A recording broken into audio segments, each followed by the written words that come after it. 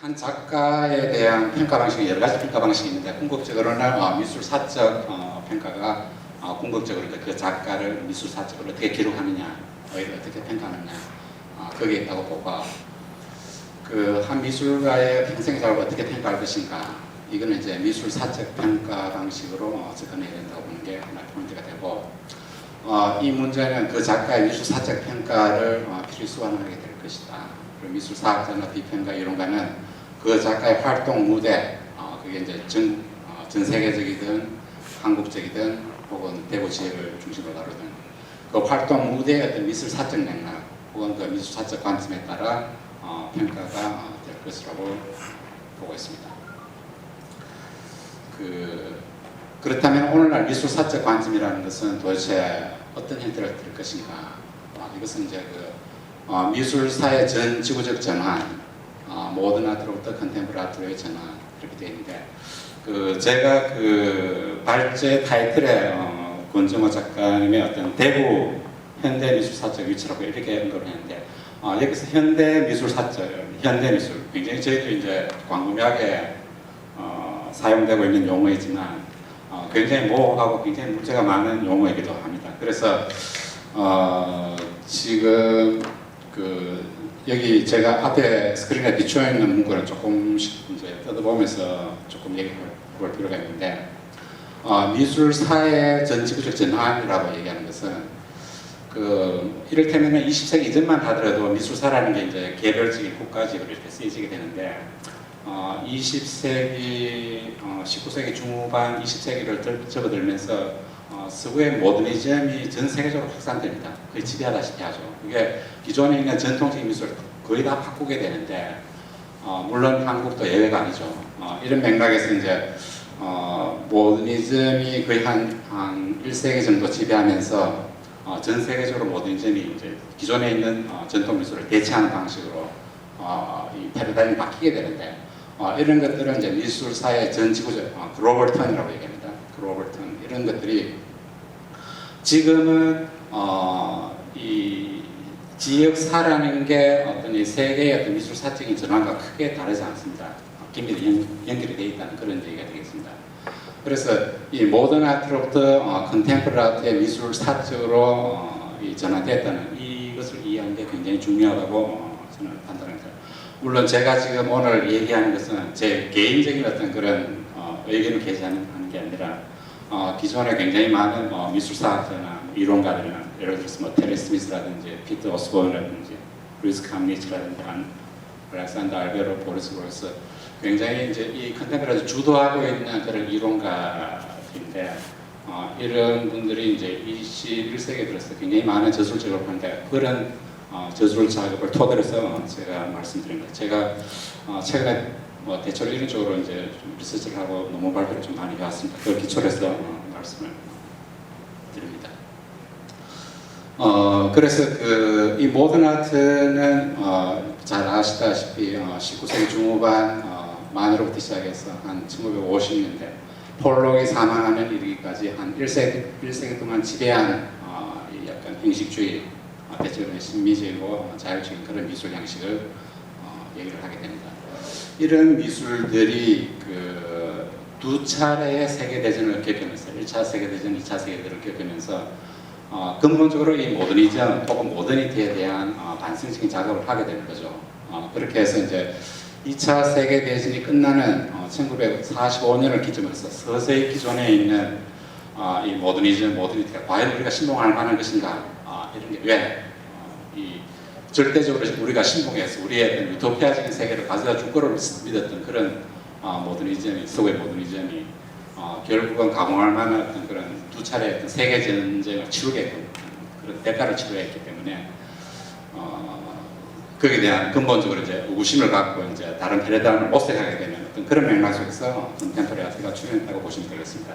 그래서 45년 이후에 이제 이런 작업들이 조금씩 일기 시작하면서 1960년대, 70년대가 되면은 이제 근본적으로 이 탈모던 혹은 반모던 이런 작가들이 세계 도처에서 막 쏟아지게 나옵니다.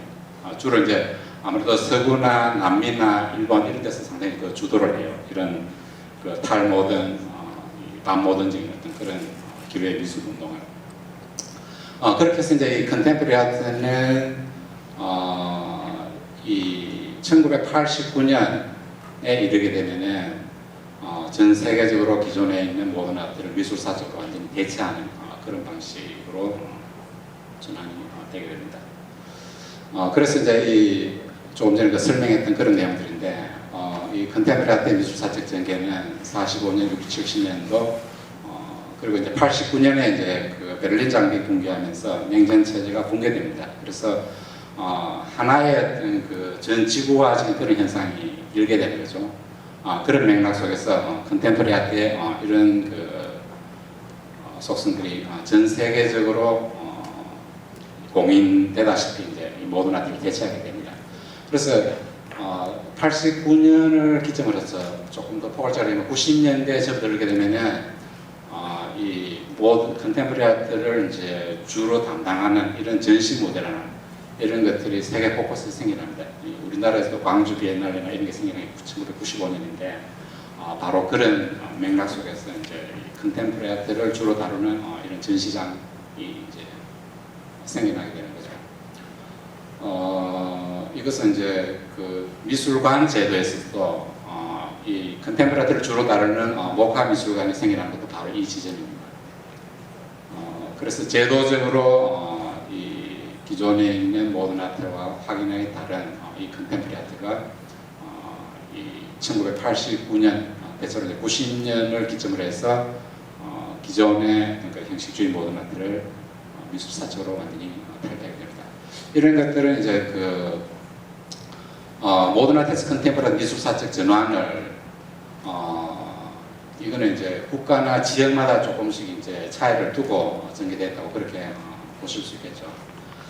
그러면은 그 이제 중요한 거는 한국의 상황은 어떨까 이런 걸 조금 살펴봐야 되는데 그러면 한국에서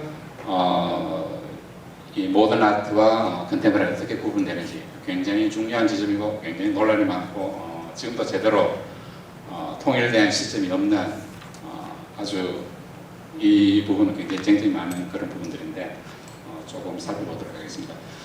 우선은 그 미술을 특히 이제 현대 미술 쪽에 좀 관심이 있으신 분들은 모던 아트와 컨템포러리 아트는 동일하지 않다는 걸 쉽게 인식할 거예요. 특히 이제 비엔날레 전시관이나 목화 미술관에 가보신 분들은 거기서 우리가 보던 어떤 그런 미술들이나 혹은 그 이전에 우리가 익히 알고 있던 그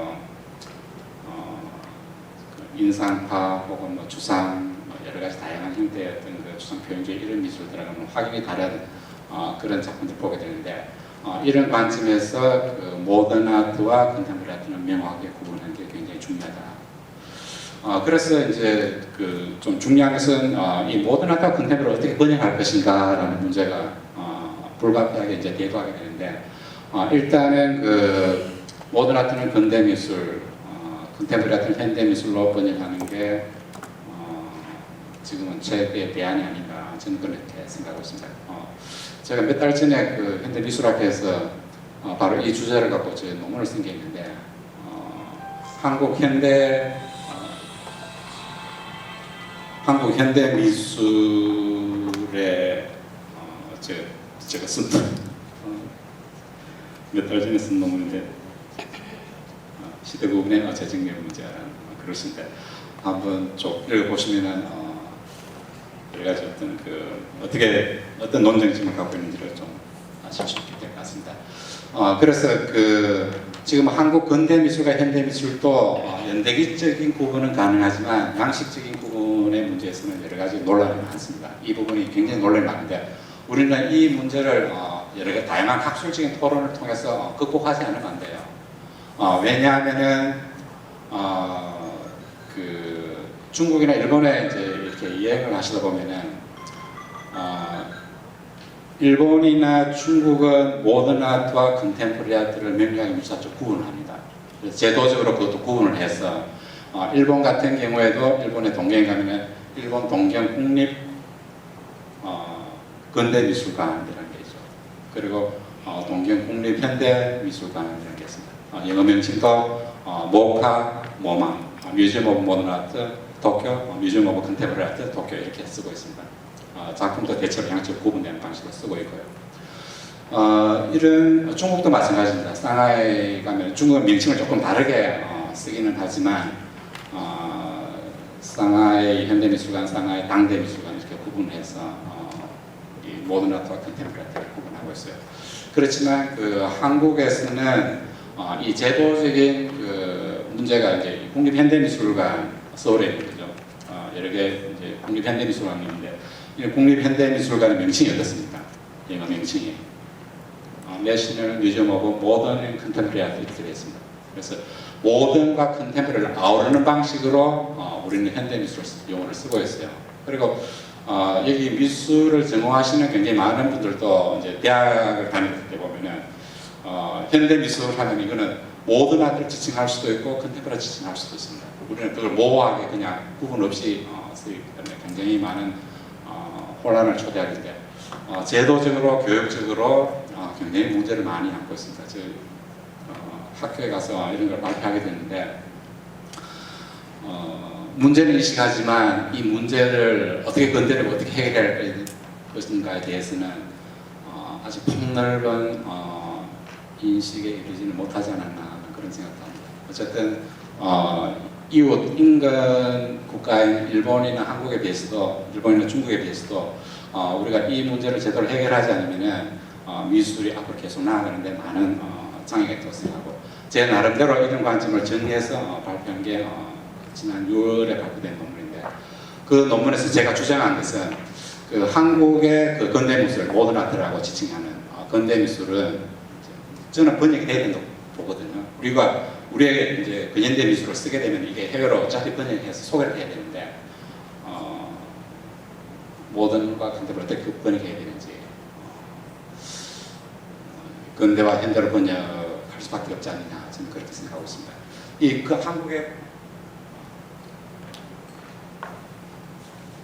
빨리 좀 띄어야 될 것 같네요. 간략하게 하고 넘어가겠습니다. 이 한국의 근대 미술은 대체적으로 이제 저희들이 주로 하고 있는 방식에 따르면은 1910년에서 45년까지 양식적으로 인상주의, 후인상주의, 표현주의, 추상주의 그리고 문제는 이제 카프 미술을 어떻게 다룰 것인가 이건 아예 미술사적으로 접근도 못하고 있는 그런 상황이에요. 굉장히 중요한 부분이죠. 그런데 대체로 이런 식으로 정리가 될 수 있을 것 같고 한국의 현대 미술은 1967년 청년작가 연립전에서 하는 가도의 행진 그리고 비닐 우산과 촛불인 해프닝으로 시작해서 60, 70년대 전체는 아니지만 일부 AGST 개념주의적인 흐름 80년대 민중미술, 90년대 포스트모더니즘 같은 이런 식으로 전개될 수 있다고 그렇게 볼 수 있겠습니다. 조금 이미지를 보면서 좀 살펴보겠습니다. 이 청년작가 연립전에 1967년도에 가도 행진을 펼치게 되는데 기존에 있는 주로 이제 추상 표현주의 이런 앵커르멜 미술이죠. 거기에 대해서 거부하는 방식으로 이 미술 운동을 펼치게 됩니다. 상당히 미술사적으로 의미 있는 그런 작업인데 물론 제가 여기서 얘기하는 AGST나 이런 미술들이 온전히 이 컨템포러리한테 맞닿아 있다고 보기에는 여러 가지 문제점이 있을 수 있는데 어쨌든 우리는 우리의 미술사적 맥락에서 이런 것들이 가장 중요하게 기록될 수밖에 없는 그런 상황입니다. 가도의 행진, 그리고 비닐 우산과 촛불 있는 해프닝, 여기에 있는 기존에 있는 문명에 대한 어떤 그런 비판적인 메시지를 듣는다는 이런 내용들이 있는데 어쨌든 기존의 모던 형식주의 모던을 한해하게 다른 그런 해프닝의 어떤 그런 걸 쓰고 있습니다. 그리고 에이지그룹에 있는 김구린, 김차스의 매스미디어 이거는 이제 기존 일종의 메일 아트죠. 우편을 이런 매체를 갖고 작업을 하는 작가들이 등장하기 시작했다는 겁니다. 물론 이런 우편 메일로 작업하는 것들은 50년대, 60년대 서구나 일본에서 이런 작업들이 많이 나오고 있습니다. 그리고 정강자가 이 여성으로서의 어떤 페미니스트적인 관점에서 하는 그런 퍼포먼스 이런 작업들이 우리도 60년대 후반 이런 작업들이 이미 나오고 있습니다. 이강수의 여백이라는 작품 상당히 그 당대의 어떤 그런 시대적인 맥락과 연관시켜서 해석할 수 있는 그런 소재가 많은 그런 작품들이죠. 그리고 제 40단의 어떤 기성 문화의 장식예술 이런 미술들 그리고 성능경의 신문 작업, 그리고 이런 작업들, 박볼동의 민중미술계열의 80년대 이런 작업들, 박이소 90년대 들면 박이소의 어떤 이런 작업들을 중심으로 해서 한국의 현대 미술의 지평이 세지지 않을까. 조금 길어졌는데 권정호 선생님의 작업이 이런 맥락 속에서 도대체 어떻게 위치를 할 건가. 그래서 제가 주목을 했던 것은 권정호 작가님의 그 해골 시리즈에 주로 이제 주목을 해서 이제 그런 미술사적 관점에 발판을 해서 권정호 선생님의 작업을 일배해야 되지 않겠냐 그런 생각을 갖고 있습니다. 이런 작업은 상당히 좀 흥미로운데요. 굉장히 미니멀적하고 이제 모던진 그런 작업인데 제목을 바보의 미장 이럴 때 보면은 약간 이것을 사케스틱하게 접근하지 않았나 저는 그런 생각을 하고 있습니다. 작가님한테 나중에 한번 물어보고 싶어요. 작업들 이제 이 80년대 그 작업은 빨리 좀 건너뛰도록 하겠습니다. 이런 표현주의적인 그런 작업들, 해골을 주제로 한 그런 작업들, 굉장히 그 캔버스 작업을 주로 이루게 되는데 80년대는 대체로 이렇습니다. 해골들 시리즈. 이런 작업들이 조금 전에 앞선 발표에서 제가 언급했듯이 개인의 관심사항에서 이런 그 해골의 주제를 관심 갖고 있다가 점차 이제 90년대에 들게 되면은 대구의 지역사회 큰 사건과 연결시켜서 하는 작업들인데 저는 바로 이런 작업들에 사실 그 주목을 하고 싶습니다. 이제 이런 작업들이 굉장히 약간 콜라주인데 그런 작업들이에요.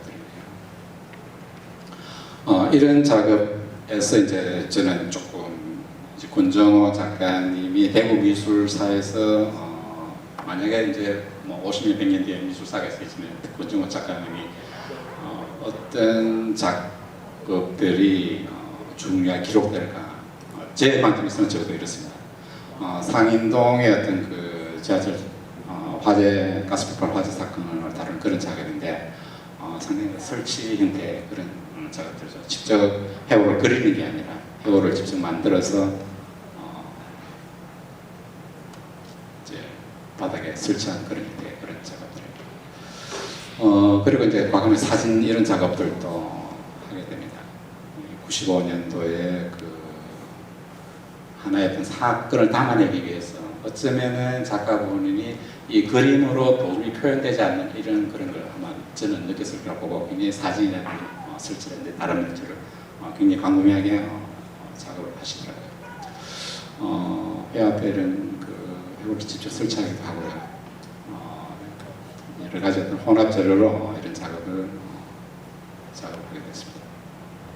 2000년대 접어들게 되면은 95년도에 상인동 가스폭발 사건에 대해서 극과에서 어쩌면은 자기가 자기의 어떤 작업 스타일과 우리의 어떤 시대적인 상황과 맞물려서 이 컨템포러리 아트가 그냥 중요한 게 이제 이 동시대성을 갖는다는 얘기인데 우리의 대구의 어떤 지역의 동시대성을 충분히 담아내는 그런 형태의 작업이기 때문에 제가 특히 주목하고 싶은 그런 얘기입니다. 2003년도에 이제 대구의 대구 중앙로 지하철 화재 참사가 벌어지겠는데 그 이후에 이런 작업들이 굉장히 많이 나오게 됩니다.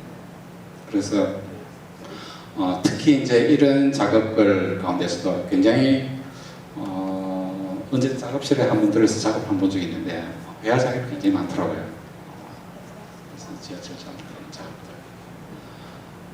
그런데 제가 2014년인가요? 그때 대구 지하철 참사 11주기 기획전을 제가 한번 기획을 한 적이 있는데 그 이전에 시안 갤러리에서 시안 미술관에서 권정호 특별전이 열리고 있었습니다. 그래서 여기서 권정호 선생님의 저런 작업을 보고 이 작가님을 꼭 한번 초대하고 싶다 그런 생각을 했었고요. 이 대구 미술사에서 굉장히 중요한 작업을 하고 계시구나 생각했습니다. 이 작업이 이제 시안 갤러리에서 시안 미술관에서 했던 그런 작업입니다.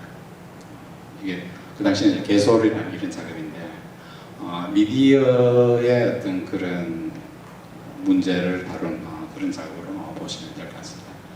지금 보이는 이 작업이 제가 기획했던 CMCP 대구 지하철 참사 11주기 기획전에 봉사문화회관에서 열린데 그게 열렸던 작업인데 타이틀을 조금 바꿔서 언타이틀들은 그런 주제를 갖고 비슷한 형태의 설치 작업을 했습니다. 아쉽게도 지금 이 문화예술회관에 이 작업이 없던데 조금 아쉽습니다. 이 작업을 조금 보면은 작가님께서는 이제 직접 이제 닭종이로 이제 해골을 직접 만드시고 위에 이제 개를 한 마리 만들어서 이렇게 해놔놓고 이 해골을 쭉 앞에 이제 깔아놓은 그런 형태의 작업입니다. 이런 것들은 해골은 당연히 이제 그 주걸 원혼을 나타낼 수 있기도 하고 그리고 어쩌면은 우리 자신이기도 할 겁니다. 왜냐하면은 이 언론의 어떤 그런 전달하는 그런 메시지를 우리는 비판적으로 받아들이지 못하고 맹목적으로 순응하는 어떤 그런 형태는 주원원으로 어떻게 다름이 없다고 저는 그 당시에 보았던 것이고요. 이런 그 작업의 평가에 대해서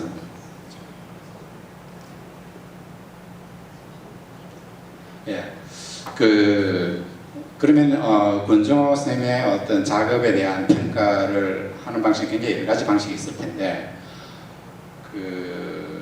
이 죽음을 주제로 한 그런 그 작가 가운데 대표적으로 꼽을 수 있는 작가가 안젤렌 키퍼라는 굉장히 많이 들어요. 흔히 이제 권정호 작가님 그 작업과 비교해서 많이 이제 설명을 하시던데 안젤렌 키퍼는 이제 독일 작가고 프랑스에는 그 크리스찬 볼탄스키라는 작가가 있습니다. 두 작가 전부 권정호 선생님의 아이러니하게 굉장히 연배가 비슷하더라고요.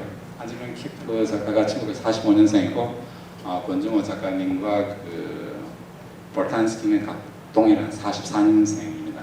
모두 다 현존하는 그런 작가분이신데 앞서 그 김보경 선생님께서도 이 권정호 작가랑 키퍼 작가를 연결시켜서 표현주의 계열로 이렇게 설명하시는데 이게 아마 기존에 있는 평가 방식에서 조금 더 메인스트림에 해당되는 것 같아요. 작업의 양도 그리고 그 스타일도 보면은 권정호 작가님의 페인팅의 다수의 작업은 이 신표현주의의 그런 작업들이었습니다.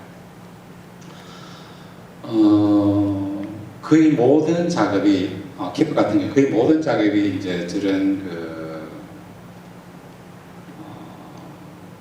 죽음을 주제로 한 것과 연관된 여러 가지 어떤 역사적인 자료를 발굴해서 그것과 연관해서 계속 이제 저런 식으로 이제 작업을 하는데 이런 그 양식적으로 보면은 이런 작업들, 97년도에 했던 권정호 작가님의 원혼들과 81년, 82년도 작업, 한승현 키퍼의 디 마이스팅어라는 이런 작업들은 양식적으로 굉장히 유사하죠. 다루는 주제도 상당히 유사합니다. 충분히 동일 계열에서 평가를 내릴 수 있다고 보고요. 또 다른 한 작업은 하나의 그 예를 들자면 인간은 95년도 작업, 83년도 안승현 키퍼의 To the Unknown Paint라는 이런 작업들 충분히 미술사적으로 이런 맥락에서 평가를 할 수 있다고 봅니다. 그런데 이제 제가 조금 더 권정호 작가님의 작업을 한 걸음 더 푸시를 해서 조금 더 적극적으로 좀 더 평가하고 싶은 그런 영광들은 크리스찬 볼탄스키의 그 작업과 비교해서 조금 보고 싶은 그런 게 있습니다. 이런 평가가 충분히 있을 수 있을 것 같은데 저는 설레는 알지 못합니다. 아마 저는 그 왼쪽에 있는 작업이 제가 지금 이 설치되어 있는 그런 작업인데 대구 미술관에서 아마 봤던 그런 작업인 것 같습니다. 이제 오른쪽에 있는 작업이 조금 화면이 그렇게 잘 보이지 않는데 스위스 데드라는 아주 볼탄스키 아주 유명한 그런 작업인데 아주 그 대량 학살 사건을 다루는 두 작가의 작업의 어떤 그 유사한 점과 차이점 이런 거를 유심 보시면은 아마 굉장히 도움이 될 것 같습니다. 이 크리스찬 볼탄스키는 그 컨템포러리 맥락 속에서 제가 강조하고 있는 개념주의 맥락에서 아주 대표적인 작가 중에 한 명입니다. 그래서 그 위에 있는 키프는 주로 이제 그 평면 작업을 많이 했습니다. 캔버스 작업을 주로 했는데 이 볼탄스키는 주로 거의 설치 작업을 이렇게 하게 되는데 평면 작업은 주로 이제 모던 아트의 주 매체라고 볼 수 있고 컨템퍼러리 접어들게 되면은 약간 이 설치 쪽으로 이렇게 주 매체가 좀 바뀌게 되는데 그런 맥락에서 이제 전달하는 방식에 있어서 관객들한테 이 대량 학살에 대한 어떤 그런 보상 그런 방식에 있어서는 이런 설치 형태가 저는 훨씬 파워풀하다고 했습니다. 강렬하다는 얘기죠. 이 왼쪽에 있는 작품은 너무나 잘 이해하실 수 있을 것 같고, 이 볼탄스키의 저런 작업은 차이가 좀 있다 그러면은 굉장히 굉장히 다양한 박스 앞쪽에 보면 사진이 이렇게 있는 거죠. 사진이 있는 건데 사진에 이제 그 죽은 사람의 여러 가지 유물을 이제 열면 그 안에 이제 담겨 있다는 것을 암시하고 있어요. 실제로는 담겨 있지 않을 수도 있고 여러 가지 굉장히 다양한 전략을 작업하게 되는데 한 작품을 더 볼까요? 이런 작업들 이제 상인동에 설치됐던 원원들이라는 이런 작업들 그리고 볼탄스키가 90년도에 했던 이건 이제 그 죽음의 호수라는 그런 작업들인데 이거는 그 옷을 이렇게 막 이렇게 늘어놓은 그런 작업이죠.